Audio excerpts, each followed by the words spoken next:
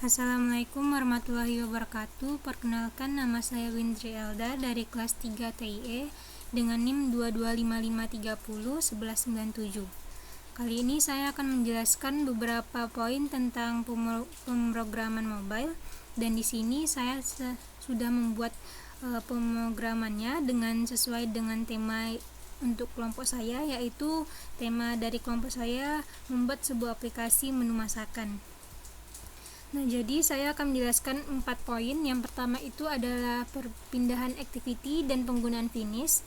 Yang kedua itu ada pengiriman data saat berpindah activity dengan menggunakan intent. Yang ketiga itu ada penggunaan snack bar dengan function dan alert dialog. Dan yang terakhir itu ada penggunaan share preference. Nah, yang pertama itu dimulai dari perpindahan activity dan penggunaan finish.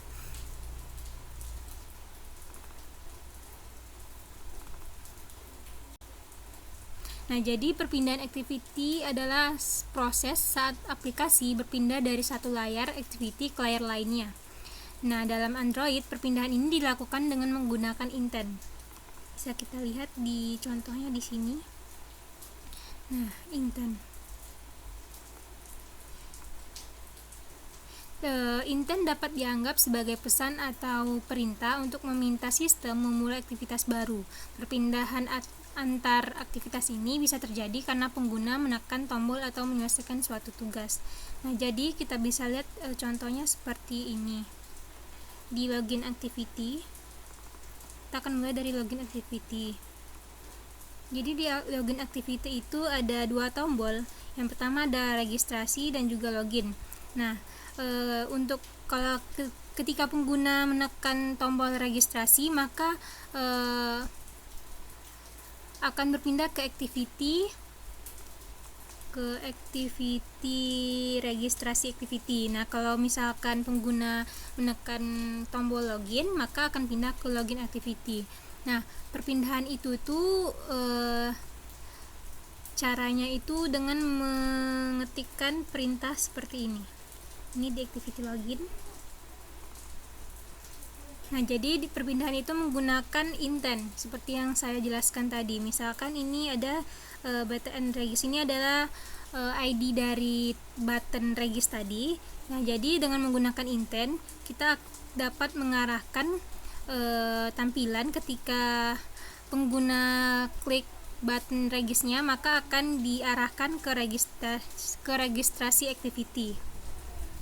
Nah, begitulah cara kerjanya.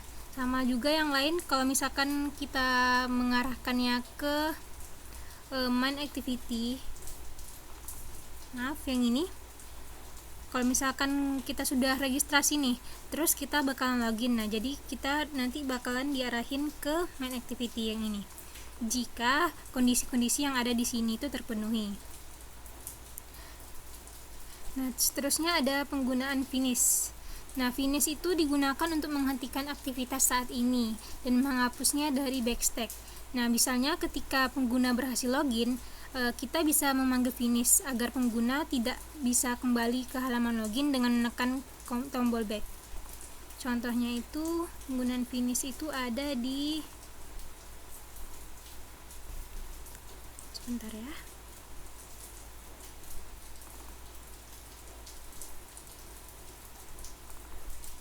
Di sini. Nah, ada di second activity. Jadi kalau misalkan kita klik tombol back, maka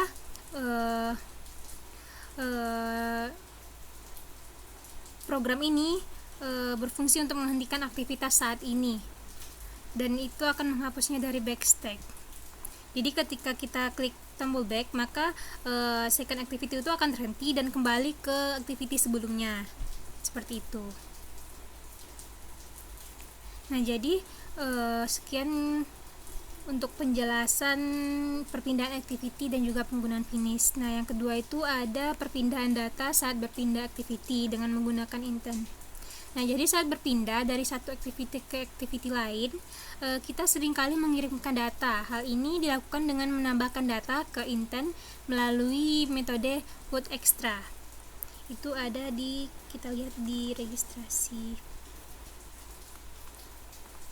Ada di sini. put extra kan, melalui metode put extra, dan data ini dapat berupa string, integer, boolean ataupun di tipe data lainnya. Nah, contohnya bisa di sini ataupun di sini juga bisa. Nah, di sini. Jadi kita coba lihat yang di sini.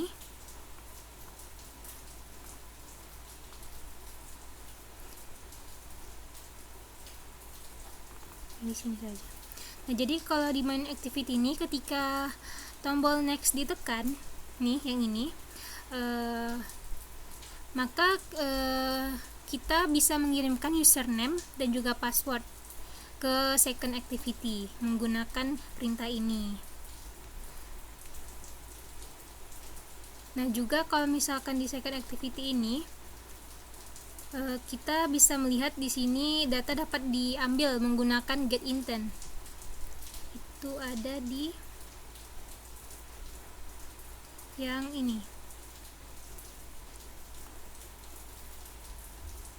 Salah, maaf. Yang ini. Jadi kita bisa mengambil datanya dengan menggunakan perintah ini. Di sini juga bisa diregistrasi. Kita mengirimkan data username dan password.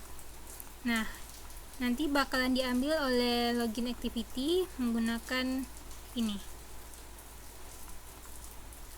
Nilainya akan diambil oleh login activity dengan ini.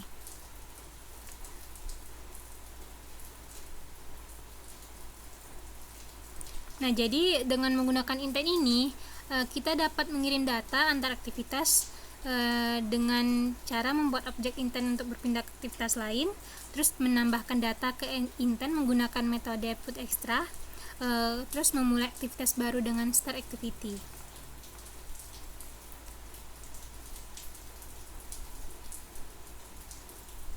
Terus kemudian cara alur kerjanya itu, jadi ketika tombol klik itu akan memicu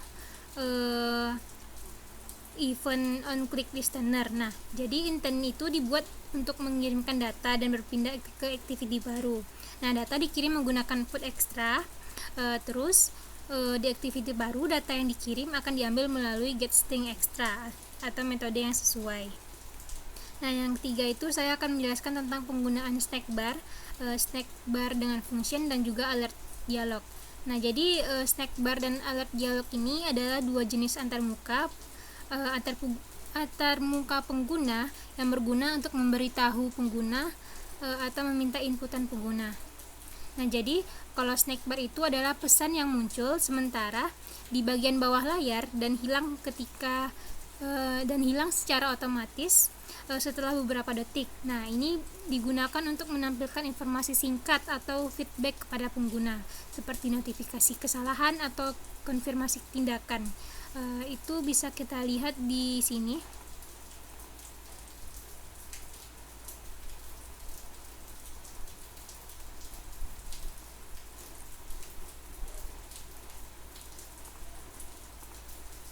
Jadi di main activity ini ada show snack bar yang ini. Nah, kita bisa membuat fungsi show snack bar yang menampilkan snack bar seperti ini. Nah, jadi fungsi ini dapat dipanggil kapan saja di dalam main activity untuk menampilkan pesan singkat kepada pengguna. Jadi yang make view message dan snack bar ini akan membuat snack bar dengan tampilan yang ditentukan dan menampilkan pesan. Nah, untuk yang show ini untuk menampilkan snack barnya. Nah, jadi ketika alur kerjanya itu ketika pesan yang kita akan menentukan pesan yang ingin kita tampilkan. Nah, kemudian kita akan menggunakan snack bar make yang ini untuk membuat snack bar dan kemudian akan ditampilkan dengan snack bar show.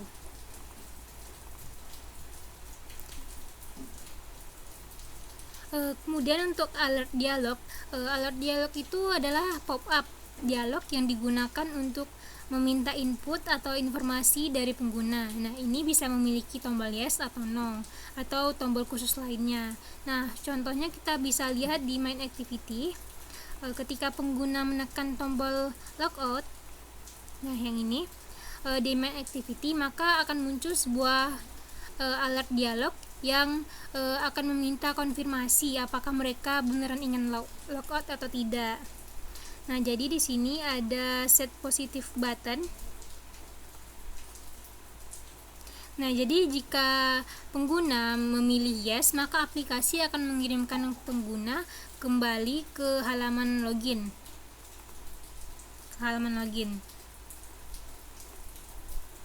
Nah, tetapi ada set negatif button yang di sini jika pengguna memilih no, maka dialog akan ditutup tanpa melakukan apa-apa. Nah, jadi kalau alur kerja dari alert dialog ini akan dibuat alert dialog ini akan dibuat dengan menggunakan perintah alert dialog builder. Nah, kemudian akan menambahkan tombol positif button dan juga negatif button untuk memberikan pilihan, dan akan menampilkan dialog tersebut dengan perintah show. Kemudian saya akan menjelaskan penggunaan set preference. Nah, jadi set preference ini adalah tempat penyimpanan sederhana untuk data yang bersifat persistem. Tetap ada meskipun aplikasi ditutup. Nah di Android, aplikasi tertutup di Android. Nah, data yang disimpan di set preference ini bisa berupa pasangan key value seperti string, integer, boolean, atau tipe data sederhana lainnya. Nah, ini biasanya digunakan untuk menyimpan pengaturan aplikasi atau informasi pengguna, misalnya username ataupun password gitu. Nah, kalau untuk contoh penggunaan ini ada di registrasi activity. Nah, jadi di registrasi activity ini ketika pengguna berhasil mendaftarkan username dan juga password, nah jadi username dan password itu akan disimpan di set preference. Jadi ketika berhasil registrasi, maka bakalan disimpan di share preference. Tetapi itu harus tidak kosong. A, B dan C-nya itu harus tidak boleh kosong sesuai dengan kondisi ini, dan juga password dan confirm password itu harus sama. Jadi di sini ada get share preference. Ini nih berfungsi untuk mengakses file share preference yang dinamai dengan user prefs. Nah, dalam metode private, yang artinya hanya aplikasi ini yang bisa mengaksesnya. Nah, kemudian ada put string. Put string itu berfungsi untuk menyimpan data username dan password sebagai pasangan key value. Nah, kemudian ada editor apply ini berfungsi untuk menyimpan perubahan secara asinkronis, lebih cepat dibandingkan commit. Nah, pada login activity, saat pengguna login, data username dan password diambil dari shared preference yang telah ada di registrasi activity-nya itu. Dan cara pengambilannya itu kita bisa mendefinisikannya di sini. Nah, ini untuk jika pengguna login dengan username dan password yang sesuai dengan yang telah kita simpan ketika kita registrasi, nah maka aplikasi akan mengizinkan untuk login. Tetapi kalau misalkan kita login dengan username dan password yang belum pernah kita registrasi, nah maka aplikasi tidak akan mengizinkan kita untuk login. Nah, jadi kalau misalkan untuk alur kerja share preference ini, kalau misalkan untuk menyimpan datanya itu bisa menggunakan get shared preference seperti yang tadi.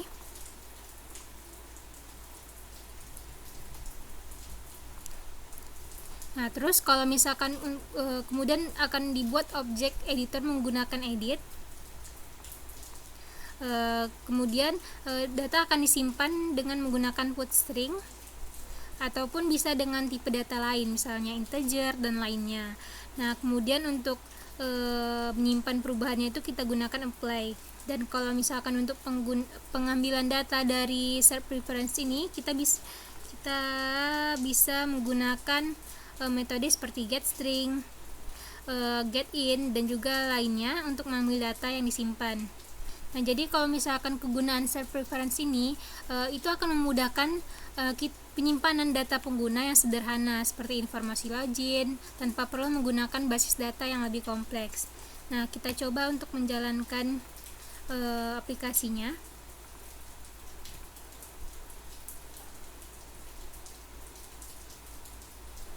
Nah, jadi tampilan awal itu akan seperti ini, akan menampilkan halaman login. Nah, kalau misalkan kita belum pernah registrasi nih, kita akan klik button registrasi. Nah, kalau kita klik button registrasi ini, maka yang akan berfungsi itu intent yang saya jelaskan tadi, penggunaan intent untuk perpindahan activity. Nah, kemudian di sini kita bisa lihat ada nama, password, dan juga confirm password. Nah, di sini kita coba Windry, terus kita isi passwordnya Windry juga. Nah, tapi kita akan mencoba untuk confirm passwordnya itu kita coba lainkan agar kita bisa melihat apakah berfungsi button dialog tadi, stack bar tadi, maksudnya alert dialognya. Jadi kalau kita registrasi, nah bakalan ada pop up nih mengatakan bahwa password dan juga confirm passwordnya itu tidak sama. Nah, maka kalau misalkan kita ubah lagi menjadi Windry dan kita klik regis, nah maka akan ada pop up Anda berhasil registrasi. Nah, di sini kalau misalkan